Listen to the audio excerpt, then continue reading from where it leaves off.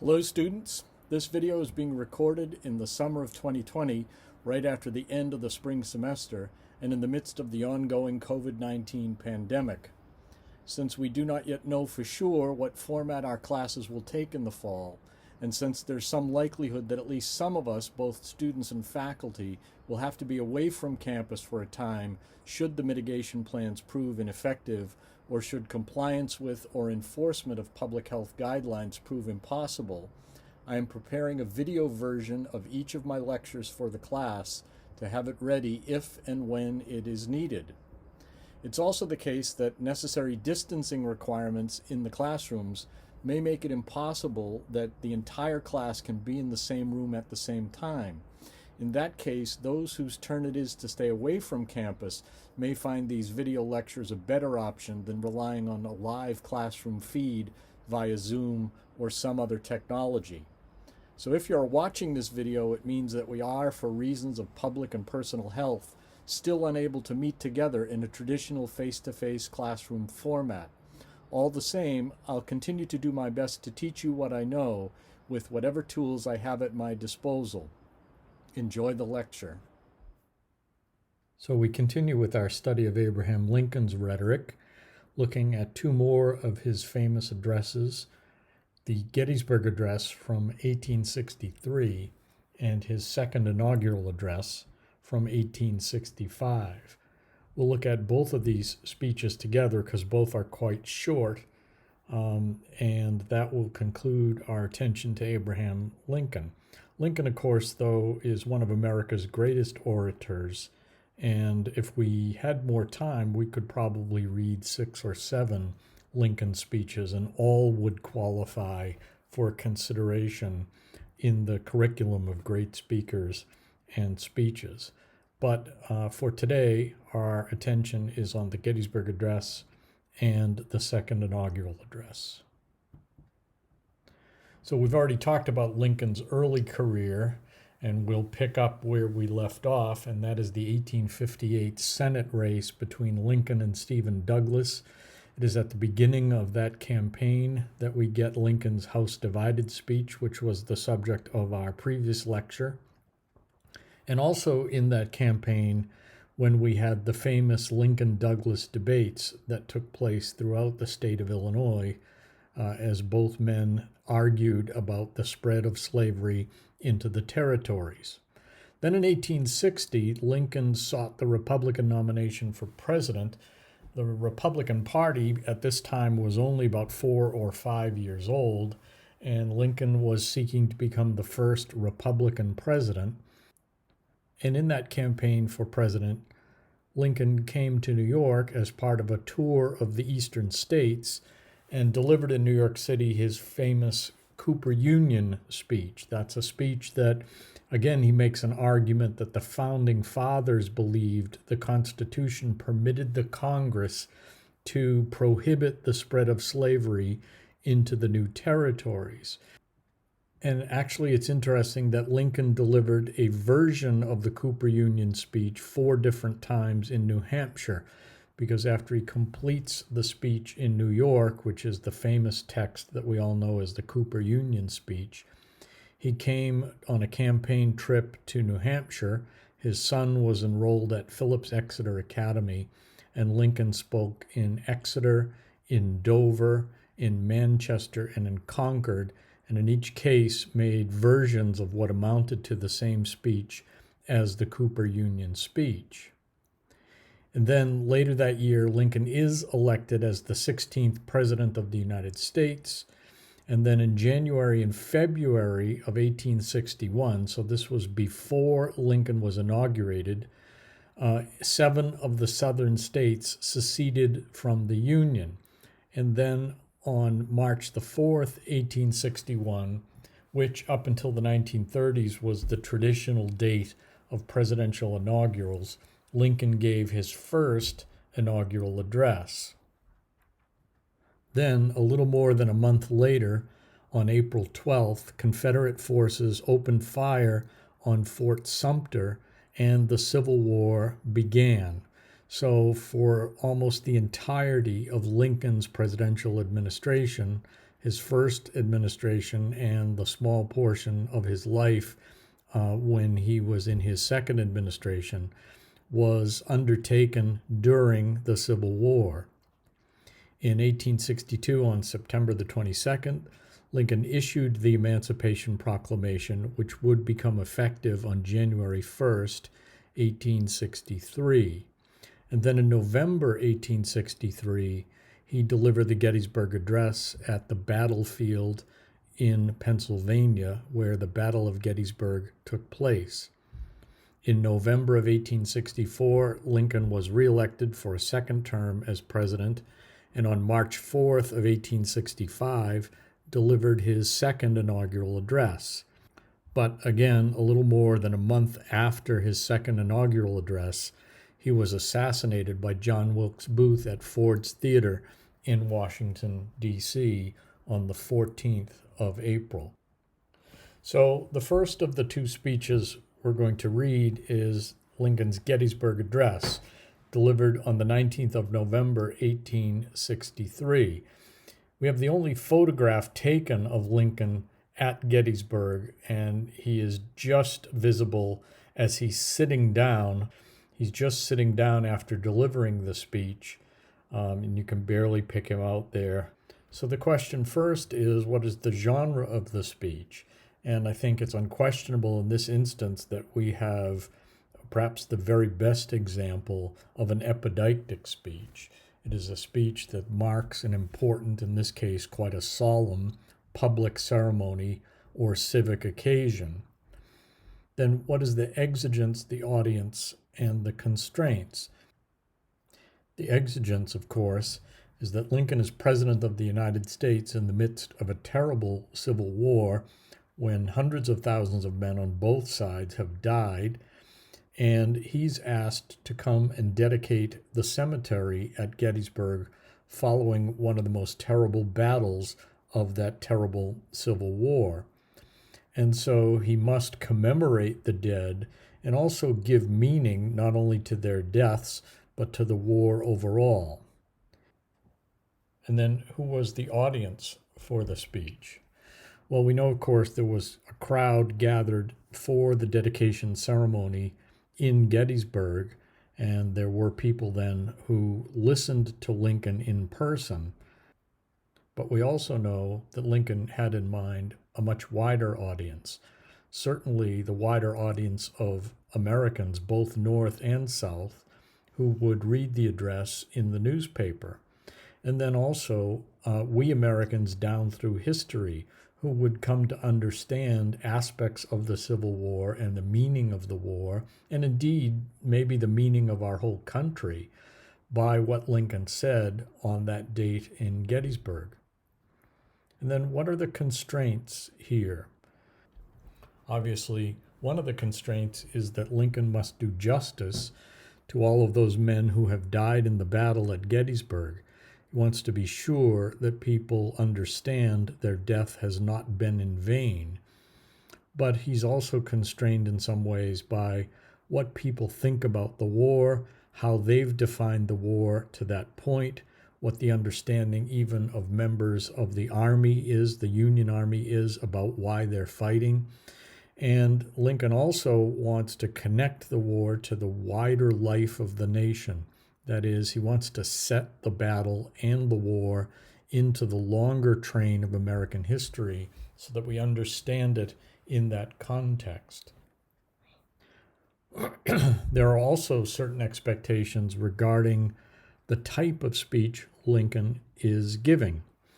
We know that before Lincoln spoke, there was actually a traditional epideictic oration given by another famous speaker, Edward Everett, and Everett's address was nearly 2 hours long. And in that address, he discussed in some detail all of the aspects of the battle that had been fought at Gettysburg. And perhaps people expected Lincoln to do something similar, because this is what epideictic orators did in the 19th century. Perhaps if we think about Daniel Webster's eulogy to Adams and Jefferson, we get a sense of what the audience might have expected Lincoln to do, because that was the tradition for epideictic oratory in that day. It was Everett's address that was most responsive to the traditional constraints of the occasion. That is, it was Everett's speech that was the one most people in the audience would have expected. Lincoln's speech, as short as it was probably unexpected by most people in the audience. It was probably not the kind of oration they thought was appropriate for the circumstance. Let's remember, first of all, that this is an epideictic speech, that Lincoln has essentially one primary function, and that is to dedicate the cemetery at Gettysburg. He was invited by the organizers of the ceremony to come to Gettysburg and offer a few appropriate remarks. And the Gettysburg Address is Lincoln's response to that invitation. But he does have the primary task of doing the dedication. And so when we look at the Gettysburg Address and understand its epideictic function, it is primarily that portion of the address where he says, "We have come to dedicate a portion of that field as a final resting place for those who here gave their lives that that nation might live." That's the passage in Lincoln's address which actually accomplishes the main function of the epideictic speech. It's that action of dedicating that Lincoln has come to accomplish, and he does that in the middle of this short epideictic speech. So what are the critical questions that we can ask about the Gettysburg Address? I want to take these first three questions together because they have to do with recognizing the different organizational patterns in the address. So first, what is the central temporal pattern in the address? That is to say, how is the address organized according to references to time? And then what is the central spatial pattern in the address? That is, how is the address organized according to references to places?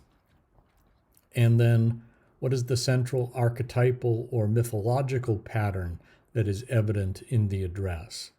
And then related to this too, I think we can look for the marks of Lincoln's style in the address.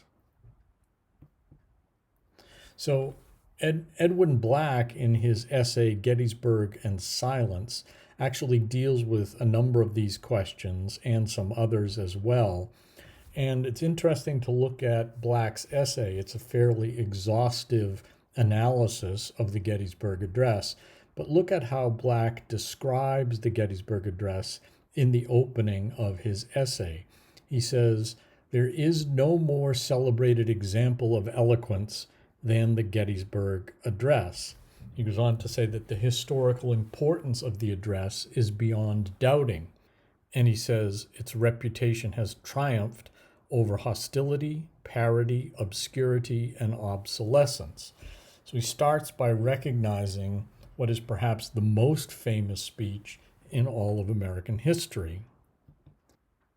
But then he goes on to say, its reputation, now established as the touchstone of public discourse, the Gettysburg Address is a subject that tests criticism more than it is tested by criticism. In other words, the Gettysburg Address is such a complex piece of rhetorical art that it really does challenge the critic who tries to interpret it. We might not think it is that challenging because it is such a short speech. But Black is suggesting here that there's a lot going on in that short address, and so as a result, it takes all of the skill of a rhetorical critic to unpack and interpret and read all of those elements of the address. And that's what he means when he says the Gettysburg Address is a subject that tests criticism more than it is tested by criticism. If the Gettysburg Address were a simple composition, it would long ago have depleted its own interpretive possibilities. But the address, says Black, can probably not be exhausted by any single examination, and certainly not by any monistic one. What Black is referring to here is an approach to criticism which would take, for instance, a single theoretical perspective as an approach to interpreting the text. Despite the inescapable temporality of its medium, it eludes even line by line or word by word analysis. The speech is at once too compressed and too intricate. It is so brief that its first portentous words are still held in the mind, even as its last syllables are being comprehended. And yet, says Black, each element of the address is so tightly implicated in the other elements that its cumulative effect is but one of its multifarious effects. Its duration is an infrangible unity. And so one of the things we learn as we go forward reading Black's essay is that because of the Gettysburg Address and its complexity and its artistic merit, it does indeed challenge criticism or tests criticism. And so Black kind of takes up that challenge. He tries to do, as perhaps the best living critic of rhetoric at the time that this essay was written, he tries to do what no critic has been able to do up to this time, and that is offer a kind of exhaustive analysis of the Gettysburg Address. The address, says Black, is prismatic. Now note that metaphor that Black uses as a way of describing the various aspects of the Gettysburg Address. The address is prismatic. Its aspects reflect back and forth on one another in such radiant multiplicity that, diamond-like, its fires are somehow both protean and integral. The complexity of the address, which has been requisite to its ascendance, enables it to give back a singular answer to each critic who brings to it the question, how does it work? One mark of a masterpiece may be its critical inexhaustibility, its capacity to accommodate the diverse partialities of its observers, and yet to abide in its integrity. And the uniquely prismatic character of the Gettysburg Address brings it to reflect with uncommon brilliance any light that is thrown on it, however dim. How does one examine a prism? By looking at it through one facet after another in no particular order, and that will be the method here. So what Black is suggesting is that he's not going to have a single theoretical perspective for interpreting the Gettysburg Address, and he's not going to have a distinct critical plan that he's going to use or method that he's going to use, other than to look at various aspects of the Gettysburg Address and to comment on them. But Black is also commenting here on an aspect of rhetorical criticism that is worth noting.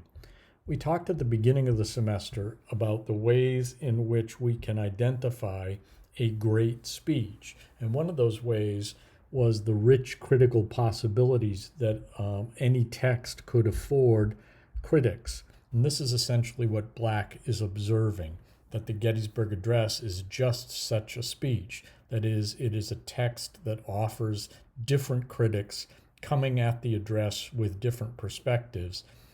It offers each of those critics different possibilities for enlightening us about things going on in the text. So we don't have time to go through every aspect of Black's analysis, but this is what he means when he says he's going to look at it prismatically. So each section of the essay offers a different critical question and a different critical perspective that Black uses to interpret the Gettysburg Address. So these are all the categories or subheadings of the Black essay.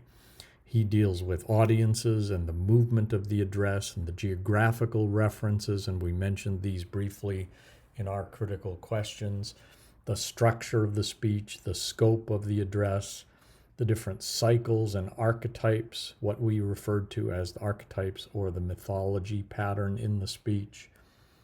He talked about it as a ceremonial speech with the dedicatory function, that is focusing on the epideictic genre. He talked about the context for the speech, the importance of negativity, that is what is missing or absent from the speech, the uses of irony by Lincoln, and then this Greek rhetorical phrase dianoia and ethos, that is Lincoln's persona as it emerges from the speech.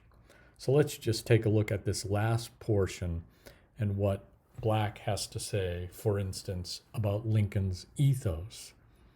The Gettysburg Address is finally and inevitably a projection of Lincoln himself, of his discretion, of his modesty on an occasion which invited him to don the mantle of the prophet, of his meticulous measure of how far he ought to go, of the assurance of his self-knowledge, his impeccable discernment of his own competence, his flawless sense of its depth and its limits.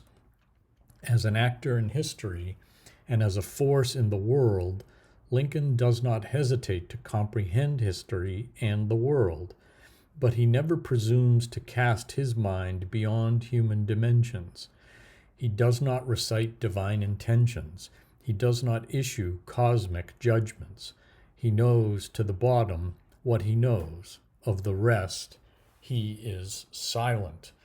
And this may be where Black takes his title for the article, Gettysburg and Silence. So it's a very good and very interesting interpretation of the Gettysburg Address, and I encourage you to read through all of the different critical interpretations that Edwin Black makes about Lincoln's work at Gettysburg. But now let's take a look at the text of the Gettysburg Address itself.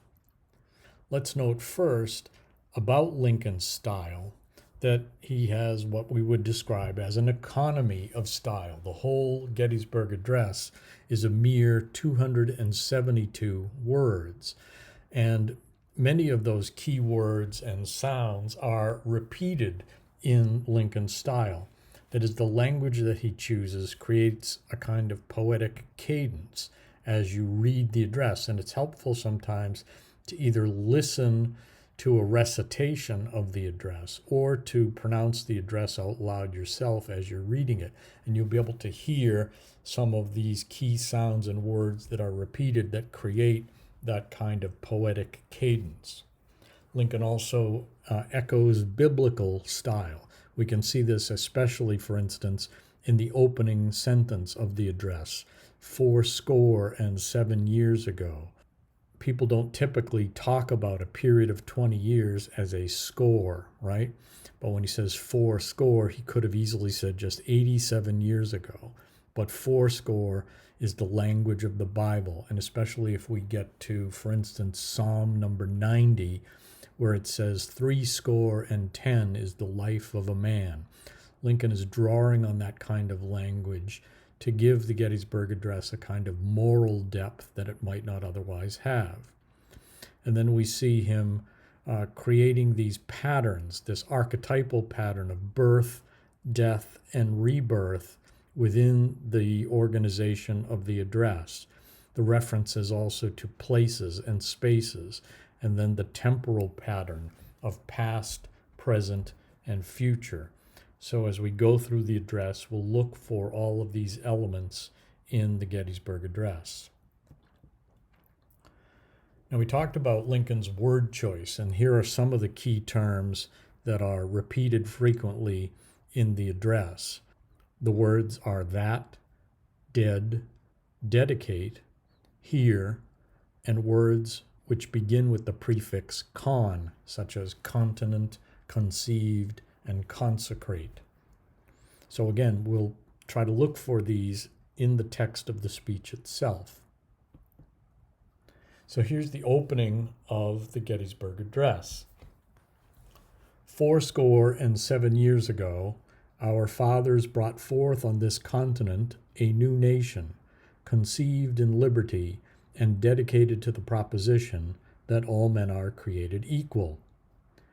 So let's pause here and just look at this first sentence.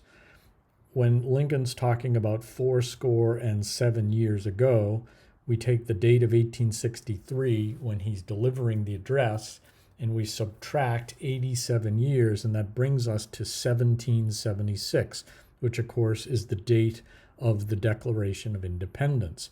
So that is the reference here to 87 years ago. And so we know then that our fathers who brought forth on this continent a new nation, he's referring to the American founding fathers and the Declaration of Independence and the establishment of the new country, the United States of America. And then that is reinforced by the reference in the end of the sentence here to the proposition that all men are created equal. This was, of course, from the Declaration of Independence. Jefferson said, "We hold these truths to be self-evident, that all men are created equal." And so this is the reference to the past that we get in the opening sentence of the address. But also, in addition to the temporal reference to 7 years ago, we see also the introduction of this pattern of birth, death, and rebirth. And so the references to that pattern are in blue here. Our fathers brought forth a new nation conceived in liberty, right? So we have the beginning of this metaphoric reference to the birth, the conception of the nation, which the fathers then brought forth. And then we see also the beginning of the pattern of references to places or spaces. And we begin with the reference to the continent and then to the nation, right? Both references to places. We also see the first time the word dedicated appears in the speech. So then we move on in the address. Now we are engaged in a great civil war, testing whether that nation or any nation so conceived and so dedicated can long endure. And so he's reinforcing the patterns here. Now we've moved into the present. Now we are engaged in a great civil war, testing whether that nation, again, the reference to place, or any nation so conceived, again, the reference to that pattern of birth, death, and rebirth. And then the introduction of a new repeated word, that, and the second instance of the repeated word, dedicated. Depicted here, by the way, is Joshua Lawrence Chamberlain. He was a rhetoric professor at Bowdoin College who became an officer in the Union Army from the state of Maine and was one of the heroes of the Battle of Gettysburg. As Lincoln moves on, he said, "We are met on a great battlefield of that war. We have come to dedicate a portion of that field as a final resting place for those who here gave their lives that that nation might live." And so again, looking at, especially at the style and the organization patterns of the address, what do we see? We're again in the present. We are met on a great battlefield, right? And we have the references to places and spaces. The great battlefield of the war, a portion of the field, a final resting place for those who were killed in the battle, all references to place. And then again, the pattern of life, death, and rebirth. Those who here gave their lives, there's the reference to death, that that nation might live. But then we also have the repetition of some of those key words. Again, 4 times in this short passage, the word that appears, and the word dedicate appears once more. "It is altogether fitting and proper," says Lincoln, "that we should do this. But in a larger sense, we cannot dedicate, we cannot consecrate, we cannot hallow this ground. The brave men, living and dead, who struggled here have consecrated it far above our poor power to add or detract." So again, another instance of the word dedicate, and then we see some of the repetition of that prefix consecrate and consecrated, but then the pattern of life, death, and rebirth, the brave men living and dead, and again a reference to a place, this ground, and one of the other words that reappears several times, the word here, is introduced. "The world will little note nor long remember what we say here, but it can never forget what they did here.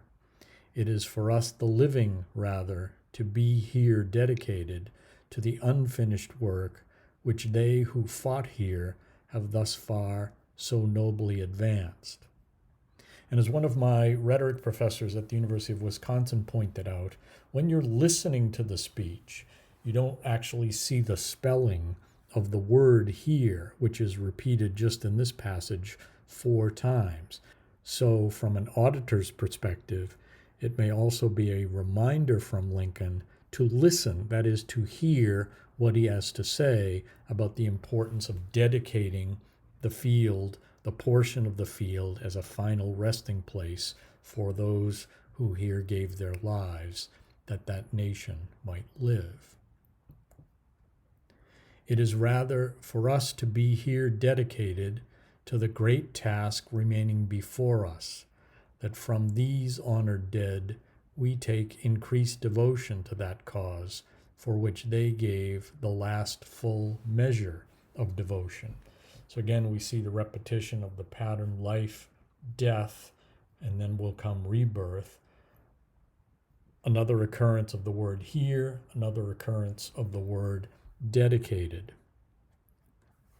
That we here highly resolve that these dead shall not have died in vain, that this nation under God shall have a new birth of freedom, and that government of the people, by the people, for the people, shall not perish from the earth. And that's the whole Gettysburg Address. But we see in this last sentence, in this last passage even, not even a full sentence, the repetition again of that word that, which appears 4 more times. We have the continuation of that pattern of life, death, and now rebirth or new birth. We also have the conclusion of the temporal pattern, which has gone from past to present and now looks to the future, when we shall have a new birth of freedom, and when government of the people, by the people, for the people shall not perish from the earth. And the continuation and completion of the pattern of references to space. We started out with continent, to nation, to battlefield, to a portion of the field, to a final resting place. So we've gotten focused smaller and smaller to the very place where Lincoln is speaking and dedicating a portion of the field as a final resting place. But now we are expanding outward again, back to nation, and then indeed to the whole earth. So we see these patterns within the Gettysburg Address, both patterns of time and of place, and the sort of mythological or religious pattern of life, death, and rebirth. And again, Lincoln is using a kind of biblical language here, shall not, right? Which reminds us in some ways of the 10 Commandments. So it's a powerful address, and even though it's just a mere 272 words, it has a lot packed into it. There's a lot going on in terms of the ideals and the sentiments, and especially the references and the context that people will bring to understand the references in the Gettysburg Address. So next then we turn to a similarly short speech, Lincoln's second inaugural. We could ask again, what is the genre, the exigence, the audience, and the constraints? So the genre, as we talked about with Thomas Jefferson's inaugural, there was, especially by the time that Lincoln is speaking, a well-established genre, a well-established generic tradition associated with presidential inaugurals.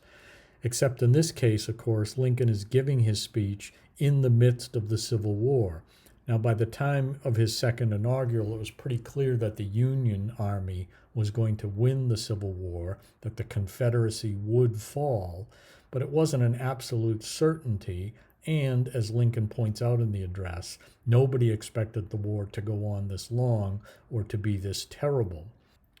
And so there are clearly elements of the context, the historical and political and military context of this speech, which make it an unusual situation.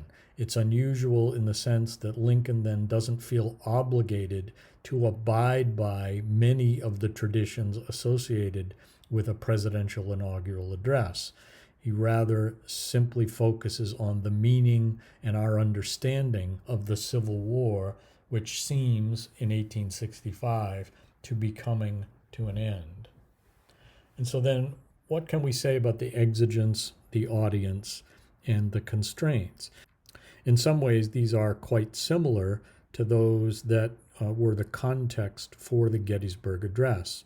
Certainly, Lincoln has an immediate task to undertake, and that is to address the nation on the occasion of his second inauguration to the presidency. But Lincoln also understands that the people of the United States have endured 4 years of civil war, and part of his mission here, or his purpose, is to give some meaning to that war, to define that experience for the American people, not only as they look back on that experience over the last 4 years, but as they go forward into the period when the war shall be over, and an understanding of how Americans should deal with one another, North and South, in the period after the war. So who then is the audience for Lincoln's address? Certainly it's the case again that you can see in this picture of Lincoln's second inaugural. There was a vast crowd assembled on the steps of the Capitol to hear Lincoln deliver the address. But of course, Lincoln's speech would be printed in virtually every newspaper in the country. And so he expects that all of those citizens of the United States, and indeed of the world, will be paying attention to what he has to say. But I think it's also clear, as it was with the Gettysburg Address, that Lincoln has in mind the historical audience, that is, the audience of those of us in later generations who will want to know from him what the meaning of the Civil War was, how he understood what it meant to him and the people of his day. And so Lincoln is offering us an insight into his understanding of the war, and that's for the benefit not only of the people in his day, but for many of us in generations later on. And then what are the constraints? Certainly there are some generic constraints associated with the occasion. The constraints on the style that a president should take. It should be a formal, kind of elevated style appropriate to the circumstances of a presidential inaugural. But the other constraints have to do certainly with the devastation of the Civil War, the fact that the Civil War seems beyond comprehension to many people in his day. Certainly it was to Lincoln, because I think in the address here, we see Lincoln reflecting on what the meaning of that war is. We see him searching for that meaning. And that is certainly something that other people in America would have shared. They would have shared a search for meaning of this terrible war that had afflicted the nation. And so that realization, that great moral, political, historical question about the meaning of the war is perhaps the overarching and overriding constraint on Lincoln's address. So let's look at some of the critical questions we can pose about the second inaugural. Again, we could ask about the arrangement or organization of the speech. How is the speech arranged? What patterns are evident here? How does Lincoln connect the parts together? And then how does the speech confirm and deviate from the presidential inaugural genre? You should be quite familiar with this from the Jefferson inaugural, which is kind of a touchstone example for presidential inaugurals. So if you have a good idea what an inaugural consists of, you can measure to what degree Lincoln abides by those traditions or deviates from them. And what are the chief marks and sources of Lincoln's style in the address? Again, looking closely at the language and the choice of wording that he uses, what does that reveal about both the sources of his language and the way in which he uses language to address and respond to the particular exigence of the moment? We could ask further, how is the second inaugural like the Gettysburg Address? We could see some similarities perhaps in style. We could see some similarities perhaps in key patterns of arrangement. But are there other aspects as well that are similarities between the two speeches? How does religion guide the thought and meaning of Lincoln's speech? What role does God play? And we'll look a little closely at this when we get to the text of the speech. And then finally, what image of Lincoln emerges from the text? We can go back to the closing paragraph of Black's essay where he talks about Lincoln's ethos, but do you see a similar Abraham Lincoln emerge from the text of the second inaugural? So let's take a look first at the article by Amy Slagle, where she does a close textual analysis of Lincoln's second inaugural. And early on in the essay, she says, this essay contributes to the renaissance of American public address studies by offering a close textual analysis that microscopically examines Lincoln's second inaugural address.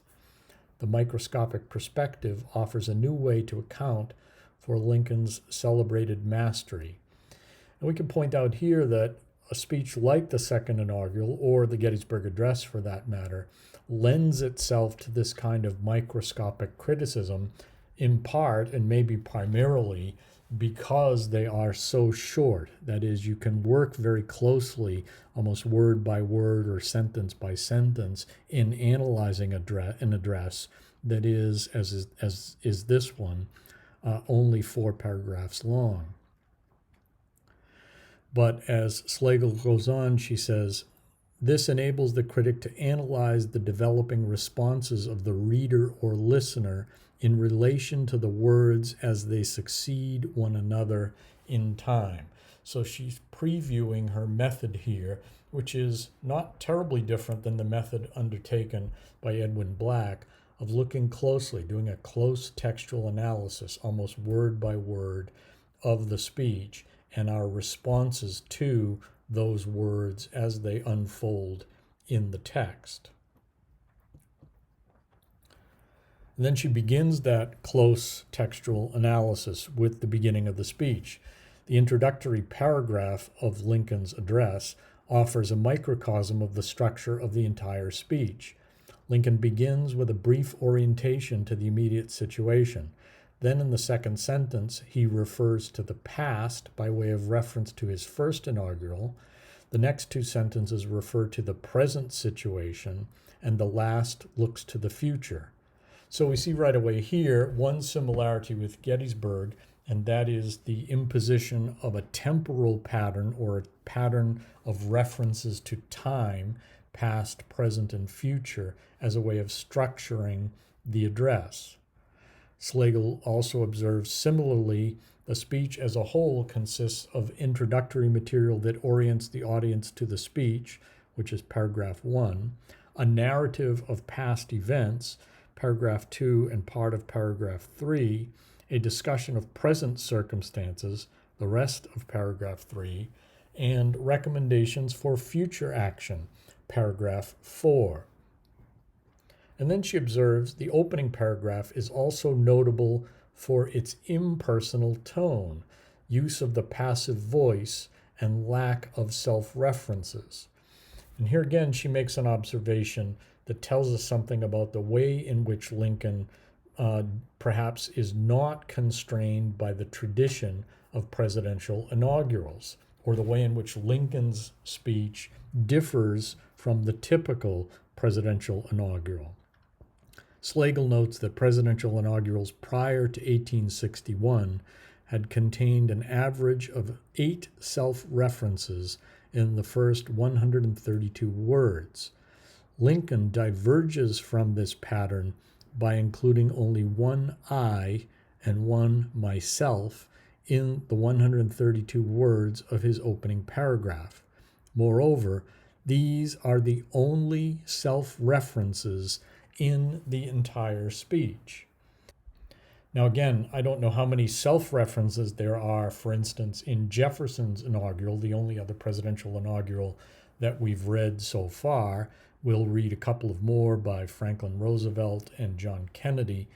But in any case, you could do the experiment yourself and see in the first 132 words how many times the president refers to himself. It's unusual and really extraordinary that Lincoln only does it twice, not only in those first 132 words of his opening paragraph, but only twice in the entire speech. But of course, there's a reason for that, and we'll get to that reason in a moment. Slagle goes on to say that Lincoln's stylistic artistry is vividly demonstrated by his use of anaphora, repetition, and alliteration throughout the second paragraph. These are all figures of speech. The trio of all clauses in the first two sentences is striking. Not only is all an ambiguous reference to unspecified people, but this anaphora reinforces a sense of unity. Lincoln also uses repetition to assure that the reader does not miss the subject of the paragraph. He says war 7 times in the paragraph's 99 words. The paragraph also reveals skillful use of alliteration. His use of D in directed, dreaded, delivered, devoted, destroy, dissolve, divide, and deprecated adds subtle rhythm and continuity in the midst of structural complexity. And so again here, stylistically, we see some obvious similarities with the Gettysburg Address, not using the same sounds, but using the repetition of key words and key sounds as part of Lincoln's style. And then Slagle turns to what is perhaps the most central question in the second inaugural, and that is, why has God given the nation this great and terrible civil war? What meaning can we find in it, and what meaning does God have in allowing it to happen?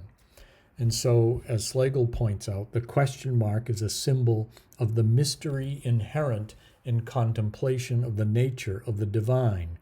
What better way could Lincoln have found to encourage the reflection of his audience than to conclude his sentence with a question that prompts consideration of the attributes of a just God and of what it means to be a nation under such a God? In the inaugural, Lincoln does not provide an immediate answer to the question of whether the terrible war God has given to the American people reveals any departure from the divine attributes ascribed to him by believers in a living God. Instead, he turns to a calming poetic passage whose symmetrical construction and hopeful tone stand in contrast to the preceding complex construction.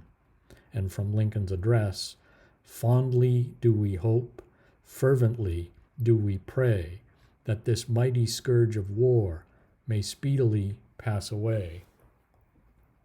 So let's look then at the text of the second inaugural and see some of these phrases and sentences and ideas that Lincoln shares with the audience in Washington on the 4th of March, 1865. So here's the opening paragraph, and you'll note here, as Slagle did, the references to time, to past, present, and future, which preview the structure of the remainder of the address. Lincoln says, "At this second appearing to take the oath of the presidential office, there is less occasion for an extended address than there was at the first. Then," and here's the reference to the past, he's referring here to his first inaugural, "then a statement somewhat in detail of a course to be pursued seemed fitting and proper.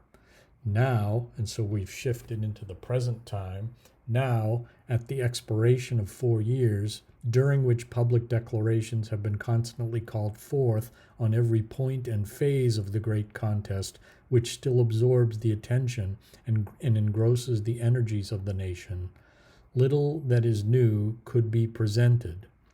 The progress of our arms, upon which all else chiefly depends, is as well known to the public as to myself, and it is, I trust, reasonably satisfactory and encouraging to all." So all of that is a reference to the present. With high hope for the future, no prediction in regard to it is ventured. And the paragraph closes then with the temporal reference to future time. But we see also in that second to last sentence the two personal references that Slagle mentioned. It is as well known to the public as to myself, and it is, I trust, reasonably satisfactory and encouraging to all. So these are the only two times in the whole address that Lincoln refers to himself. So then we move to the second paragraph, and here again Lincoln invokes that temporal pattern as was previewed in the opening paragraph. So we had in the opening paragraph the quick reference to past, present, and future. Now in the second paragraph we begin again in the past and the reference to Lincoln's first inaugural in 1861. So he says, on the occasion corresponding to this 4 years ago, all thoughts were anxiously directed to an impending civil war. All dreaded it, all sought to avert it. While the inaugural address was being delivered from this place, devoted altogether to saving the Union without war, insurgent agents were in the city seeking to destroy it without war, seeking to dissolve the Union and divide effects by negotiation. Both parties deprecated war, but one of them would make war rather than let the nation survive, and the other would accept war rather than let it perish, and the war came. So I want to point especially to the last four words here, and the war came. Notice Lincoln's use here of the passive voice. The war is coming on the whole nation, and the war came. There's no agent, there's no active person engaging in war or committing war or doing the war here. Rather, the war is something that is happening to the American people. Then Lincoln continues his narrative of past events. 1/8 of the whole population were colored slaves, not distributed generally over the Union, but localized in the southern part of it. These slaves constituted a peculiar and powerful interest. All knew that this interest was somehow the cause of the war. To strengthen, perpetuate, and extend this interest was the object for which the insurgents would rend the Union even by war, while the government claimed no right to do more than to restrict the territorial enlargement of it. Neither party expected for the war the magnitude or the duration which it has already attained. Neither anticipated that the cause of the conflict might cease with or even before the conflict itself should cease. Each looked for an easier triumph and a result less fundamental and astounding. So here, of course, Lincoln is talking about the key divisions in the nation at the time of his first inaugural. And we've talked about these divisions in reference to some of the other speeches, especially to the Charles Sumner speech on the crime against Kansas, and the first Lincoln speech that we looked at, which was the House Divided speech. Lincoln makes reference here to the policy of the Republicans, the free soil policy of the government claiming no right to do more than restrict the territorial enlargement of slavery. But we also see Lincoln's reference to these slaves constituted a peculiar and powerful interest, a kind of reference to what we referred to as the slave power, right? All knew that this interest was somehow the cause of the war. And then Lincoln shifts from the past tense, each looked for an easier triumph and a result less fundamental and astounding, to the present tense. And if you're reading the speech rather than listening to it, you might not catch that shift in tenses, because the verb is read, but it could also be read. You have to see it in context to understand that Lincoln has shifted to the present tense in the next paragraph. Both read the same Bible and pray to the same God, and each invokes his aid against the other. It may seem strange that any men should dare to ask a just God's assistance in wringing their bread from the sweat of other men's faces, But let us judge not, that we be not judged. The prayers of both could not be answered. That of neither has been answered fully. The Almighty has his own purposes. Woe unto the world because of offenses, for it must needs be that offenses come. But woe to that man by whom the offense cometh.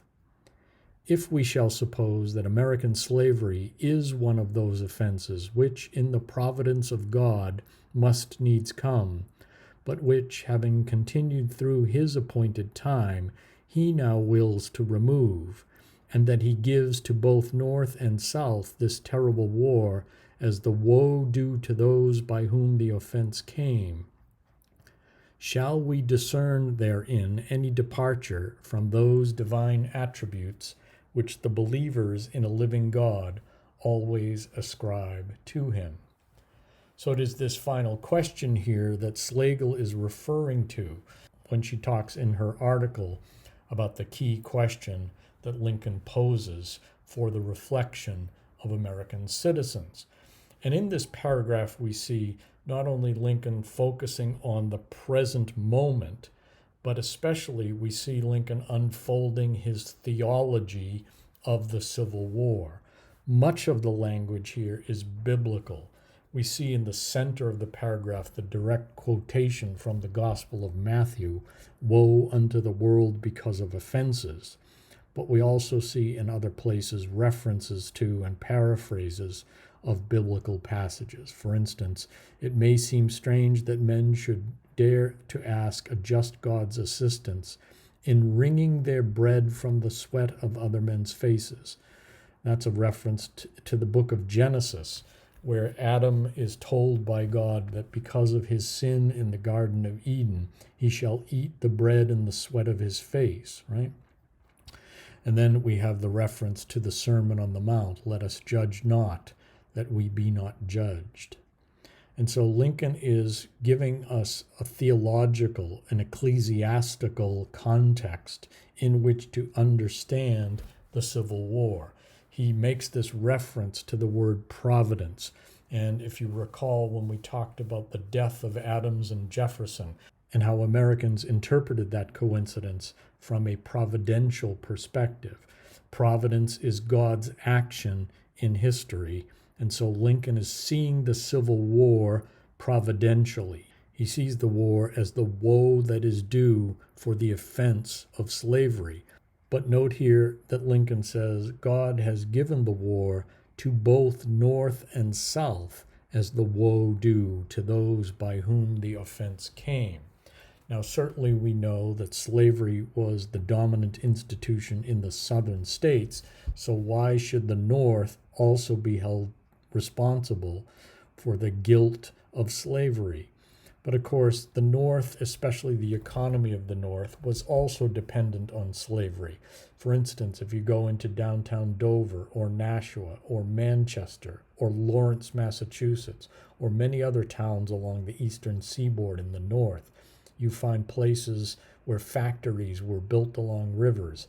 Many of those factories, as they were, for instance, in Dover, were textile mills. So the Cachico Mills, the still dominant buildings in downtown Dover, the Cachico Mills was the place of the Cachico Print Works. They were the place where cotton fabrics were milled or woven and then distributed throughout the world to the great benefit of the people of the North. And so where did that cotton come from except from the plantations of the South and slave labor? So I think Lincoln is understanding that slavery has benefited the economy of the North and the South, and so it is to both North and South that the war is given by God as the woe due for the offense of slavery. And then Lincoln concludes, "Fondly do we hope, fervently do we pray, that this mighty scourge of war may speedily pass away." So again, scourge is a biblical word, and we are still then in the theological context of Lincoln's understanding of the war. Yet, if God wills that it continue until all the wealth piled up by the bondsman's 250 years of unrequited toil shall be sunk, and until every drop of blood drawn with the lash shall be paid by another drawn with the sword, as was said 3,000 years ago, so still it must be said, the judgments of the Lord are true and righteous altogether. So Lincoln's point here in sort of wrapping up that theological explanation of the war is, even if we don't fully understand God's purposes, we understand that the war is God's punishment for the sin of slavery. Lincoln has come around to an understanding of slavery much in the way that the abolitionists saw it, that slavery was essentially a moral offense. Slavery was sinful. That's how the abolitionists talked about slavery. And Lincoln now is understanding on behalf of the nation that the nation is being punished with the Civil War for the sin of slavery. And even if we then don't fully understand God's purpose in giving us the war, Lincoln rests assured that the judgments of the Lord are true and righteous altogether. Here quoting from the book of Psalms. And then his concluding sentence, with malice toward none, with charity for all, with firmness in the right as God gives us to see the right, let us strive on to finish the work we are in, to bind up the nation's wounds, to care for him who shall have borne the battle, and for his widow and his orphan, to do all which may achieve and cherish a just and lasting peace among ourselves and with all nations. So Lincoln here in the last paragraph turns to the future, to the work that remains both in completing the battle against the Confederacy, but also then looking beyond the war to an age or a time of charity for all and with malice toward none. So understanding that the war is God's judgment and that it is God's providence that both North and South endure the war, we cannot blame one side or the other for the war. So after the war, we should have malice toward none and charity for all. So it is this future sentiment that Lincoln leaves with us only a little bit more than a month before he is assassinated. So there's a look at both Abraham Lincoln's Gettysburg Address and his second inaugural address. We'll leave you with this image of Abraham Lincoln and his young son Tad. And if you have any questions about either of these two famous speeches, please post them to the discussion board.